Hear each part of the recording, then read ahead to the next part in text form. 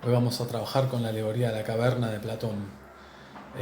La habíamos trabajado a principio de año, vimos algunas cuestiones particulares relacionadas con qué es la filosofía y con cómo la alegoría es una metáfora también, entre otras muchas cosas, de qué es la filosofía. En esta clase en particular vamos a verla en detalle, el relato de Platón, porque una vez que entendimos la teoría de los dos mundos de Platón, vamos a poder darle entonces dos enfoques diferentes a la alegoría. Vamos a entenderla como un relato metafórico de la teoría de los dos mundos, por un lado en el interior de la filosofía platónica, pero también vamos a tratar de sacar, y lo más importante va a ser eso, sacar de la alegoría de Platón algún mensaje que podamos traspolar a nuestros días, como siempre pensamos a Platón en la actualidad. La alegoría de la caverna de Platón es el relato más famoso de la historia de la filosofía. Es uno de los fragmentos de textos filosóficos más narrados, más contados, más reproducidos, y con eso va a tener que ver la actividad en distintos relatos, en libros, en películas. Ya vamos a ver por qué. Es también el más recordado. Yo creo que para toda persona que cursó alguna vez filosofía hace muchos años, pregúntenle a sus familiares, amigos, adultos mayores, eh, que se acuerdan de haber cursado filosofía. Seguramente una de las pocas cosas que mencionen va a ser la alegoría de la caverna de Platón. Es uno de los relatos más famosos y no es por nada, sino que tiene una calidad literaria digna de otros tiempos, bueno, digna de la Grecia antigua. La alegoría de la caverna. Alegoría es un relato metafórico que tiene como mensaje, podríamos decir, un trasfondo que no está en la literalidad del relato, ¿no? No tiene que ver con la caverna en particular, sino que cuando dice caverna está hablando de otra cosa, tenemos que entenderlo así, concretamente. Es un relato ficcional, ¿sí? Esto no pasó nunca, no hubo nunca una caverna así. Y todo este relato lo vamos a acompañar de algunas imágenes. Vamos a tratar de armarlo, si puedo, en la edición. No sé cómo hacerlo, así que probablemente les mande una imagen junto con el video en la clase en PDF. Pero para que se imaginen y entiendan el relato, la caverna es una caverna que está dentro de una montaña, en la que se entra, digamos, hacia abajo, y en el principio de la caverna, en la parte más cerca de la entrada, vamos a encontrarnos con una hoguera, una fogata. Esa fogata está ahí, simplemente. O sea, también entra un poco de luz del exterior por esa entrada. Un poquito más hacia adentro, hacia la mitad de la caverna, vamos a encontrarnos con una pared, un tipo de divisor, un tabique, algo por el estilo. Del tabique hacia el exterior hay personas que van caminando por ahí, pongamos obreros que van cargando sobre sus cabezas unos objetos. ¿Sí? Ese tabique divisor es clave, porque el fuego que está en la entrada produce luz que hace que la sombra de esas personas que van caminando por la mitad de la caverna quede proyectada sobre el tabique divisor. Pero la sombra de los objetos que están encima de sus cabezas pasa por arriba del tabique divisor y se proyecta en la pared del fondo de la caverna. La pared del fondo de la caverna es sin duda la más oscura de toda la caverna, y además de haber sombras en esa pared, hay unos prisioneros muy particulares. Los prisioneros están ahí atados, nadie sabe bien por qué, Platón no lo cuenta. Están atados de una manera muy particular, que es de pies, manos y cabeza. No pueden mover ninguna parte de su cuerpo porque pies, manos y cabeza están atados, y la cabeza está orientada hacia la pared del fondo de la caverna. Eh, bueno, esta es la situación inicial, ¿no? ¿Por qué prisioneros? Están prisioneros, y esto ya es una primera metáfora, porque las almas para Platón están prisioneras en el cuerpo, acuérdense de eso. Pero también todo el interior de la caverna representa, como ya se habrán dado cuenta, el mundo sensible, a ese mundo de apariencias. Por eso aparecen las sombras. Los prisioneros no son cualquier prisionero, no es alguien como nosotros que podríamos ir a la cárcel por algo, sino son unos prisioneros muy particulares. Tienen dos características fundamentales. Una es que estuvieron siempre ahí, desde que nacieron, dice Platón, estuvieron encadenados de esa manera. Por lo tanto, no conocen otra cosa y como consecuencia de esto, todo lo que ven, todo lo que vieron durante toda su vida fueron las sombras que se proyectaban en el fondo de la caverna. Por lo tanto, para ellos lo real es eso que ven, las sombras. No hay nada más. Desconocen incluso que hay un fuego al interior de la caverna, un exterior de la caverna y todo ese tipo de cosas.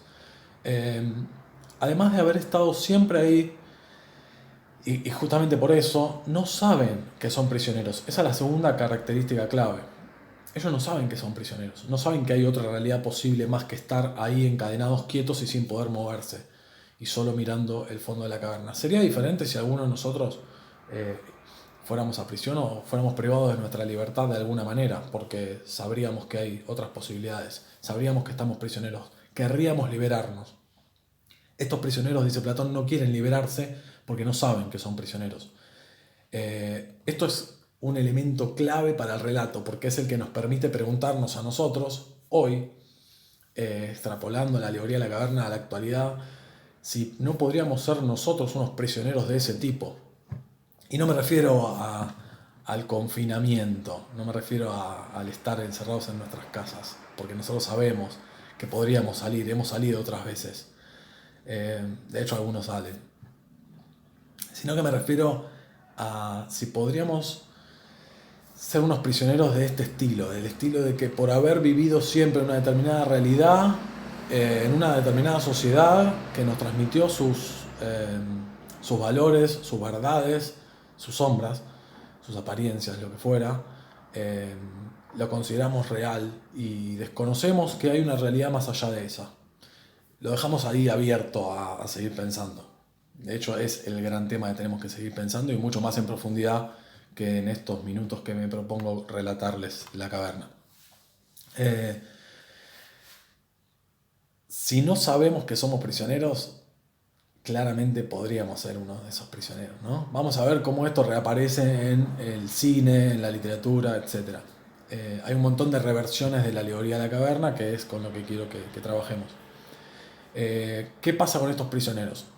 Hay uno que se libera, segundo momento del relato de la alegoría de la caverna.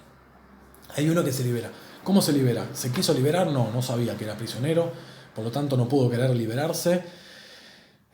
Lo que dice Platón es, si se lo liberara, ¿no? Está obviamente Sócrates dialogando con Glaucón y alguien más en un libro que se llama La República. Esto también es algo importante porque es un libro que, como el nombre lo indica, se trata sobre la política, ¿no? ¿Y qué tiene que ver el relato de una caverna, un poco metafórico, en un libro sobre la política? Ya veremos qué tiene que ver esto en el interior de la teoría de los dos mundos y de la filosofía platónica. Platón dice que Sócrates cuenta que si se lo liberara, le dice a Glaucón, si se lo obligara a ponerse de pie, a girar, porque probablemente le costaría moverse, ¿no? Con los músculos atrofiados y todo esto. Si se lo obligara a mirar hacia la luz es, la iluminación es sinónimo de conocimiento, desde Platón en adelante, pasando por la Ilustración y toda la historia de Occidente, de nuevo. ¿Qué pasa con este prisionero? ¿Se lo libera? ¿Se lo obliga a liberarse? No sé, se despierta un día y no tiene más cadenas. O la curiosidad lo lleva a querer conocer más allá y empieza a recorrer un camino que es el camino de salida de la caverna. Es un camino difícil porque apenas mira hacia el fuego se da cuenta que no puede ver bien, le molesta los ojos, la luz lo enceguece. El primer instinto que todos tenemos en esa situación es volver a mirar hacia la pared más oscura de la caverna, que nos da un poco de tranquilidad. Pero el prisionero, bueno, después de atravesar este arduo camino, va saliendo de la caverna, ve que las sombras que él creía reales no eran más que reflejos de unos objetos que llevaban estos hombres sobre sus cabezas, que estos objetos eran más reales que las sombras. ¿Por qué eran más reales? Porque tenían 3 dimensiones, digamos, básicamente, tenían formas, se podían tocar. Pero va más allá. Pasa al fuego y sale al exterior, cuando sale al exterior percibe un mundo totalmente nuevo, desconocido, colores, el cielo, el sol sobre todo, que también lo enceguece. Ve animales de verdad, ve animales de verdad y se da cuenta que están vivos y se mueven y que eso es mucho más real que los objetos que llevaban los hombres sobre sus cabezas, que eran estatuas por ahí de algún caballo. Pero ahí ve un caballo afuera de la caverna, ve un caballo real. Esto es lo que dice Platón, ¿no? Que él, lo que ve el prisionero afuera de la caverna es lo real. Porque para Platón el exterior de la caverna es una metáfora del mundo inteligible, del mundo de las ideas. Eh, Percibe lo real y piensa, ¿qué hago? ¿Vuelvo a avisarles a mis compañeros de toda mi vida que todo lo que vimos durante toda nuestra vida no es real? Y lo hace porque piensa en sus compañeros de toda la vida.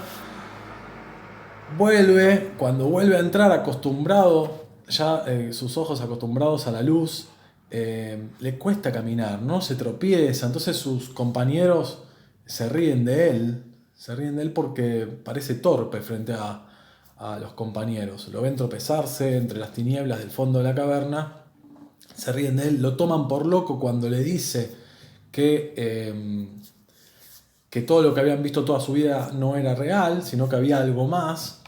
Y dice Platón, si pudieran, lo matarían.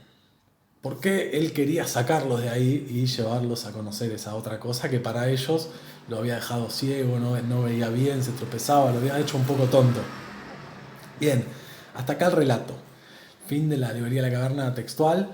Y pensemos las implicancias que esto tiene. Para Platón, esto es metáfora de obviamente la teoría de los dos mundos. El interior de la caverna es el mundo sensible, el exterior es el mundo inteligible. Todas las cosas sensibles están representadas por las sombras que ven los prisioneros. Los prisioneros son las personas comunes que vivían en Grecia, en Atenas, digamos, en el siglo V a.C., los conciudadanos de Platón, ignorantes, creyendo en las apariencias que les ofrecen sus sentidos y sin poder ver más allá, sin poder ver las ideas del mundo inteligible, que quien es el que las va a conocer, el prisionero que se escapa, que es sin dudas para Platón el filósofo, en un sentido amplio, y podríamos pensar en Sócrates particularmente, ya que al final Platón nos da ese guiño. Podemos pensar en varios, podemos pensar en Tales de Mileto, que se consideró el primer filósofo y sobre el que se contaba constantemente la anécdota de que se había tropezado en un pozo por mirar las estrellas, con lo cual hay un guiño ahí en Platón cuando el prisionero vuelve a contarle a sus compañeros lo que había visto y se burlan de él porque se tropieza y es un poco torpe. Por otro lado está Sócrates cuando Platón nos dice que lo hubieran querido matar si pudieran. Y finalmente lo más interesante que tenemos que pensar es que el camino de salida es un camino arduo, es el camino de alguien que hace un curso de filosofía y se va encontrando con cosas nuevas, diferentes a las que estamos acostumbrados a pensar en el sentido común de nuestra vida cotidiana. Y esa dificultad es propia de la filosofía, es propia del camino que hacemos en filosofía. La gran diferencia entre donde termina la literalidad de Platón y lo que vamos a pensar en este curso de filosofía es que nosotros en este curso no vamos a pensar como Platón, que el prisionero que llegó al final es el que conoce la verdad, porque para Platón el prisionero que llega al final es el que conoce el mundo inteligible, las ideas, la verdad, y por lo tanto es el que tiene que gobernar, porque conoce la idea de justicia, y por eso esto aparece en un libro sobre política, ¿no? Toda esta teoría de los dos mundos pareciera ser subsidiaria de una teoría política en la que Platón propone que tiene que gobernar el filósofo, porque es el que conoce la verdadera idea de justicia. Por eso habíamos hablado de que no era un adepto de la democracia, ¿no? No todos tienen el conocimiento para gobernar justamente, y él pensaba que el filósofo tenía que hacerlo, no le fue muy bien con eso.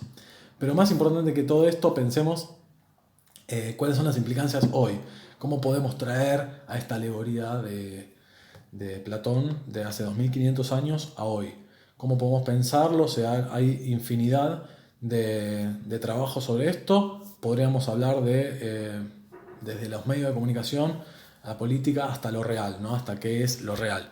esta va a ser la actividad del día.